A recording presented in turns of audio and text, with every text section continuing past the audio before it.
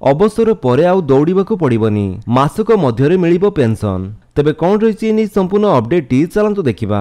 एमती video update पाइबा subscribe करंतु ओडिया जी न्यूज चैनल को एवं बेल बटन दबाई नोटिफिकेशन को ऑल रे सेट करंतु।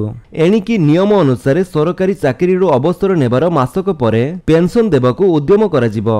ए क्षेत्र रे थिबा समस्यार समाधान करी अवसर नेबार मासक परे पेंशन प्रदान व्यवस्था कराजिबो। पेंशन देवा दायित्व रे थिबा अकाउंटेंट जनरल आज राज्य स्तरीय स्वतंत्र पेंशन अदालत रे एही सूचना दैछंती।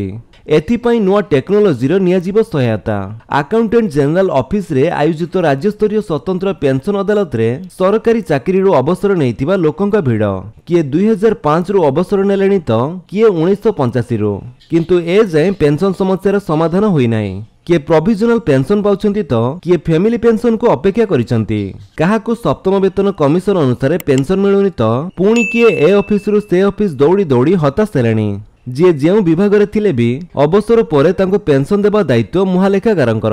राज्य सरकार होंतु कि केंद्र सरकार अवसर सूचना मिलिबा मात्रे पेंशन देबा व्यवस्था हेबा कथा। अवसर नेबार मासक मध्य पेंशन पाइबाकू कर्मचारी हकदार, हेले एहा ठीक समय रे हेउ नाही।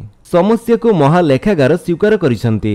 विभागीय तथ्य विनिमय रे थिबा समस्यार सुधार सह टेक्नोलोजी रो व्यवहार करी समस्यार समाधान कराजिबो बोली कहिसंती एजी अनंत बेहेरा।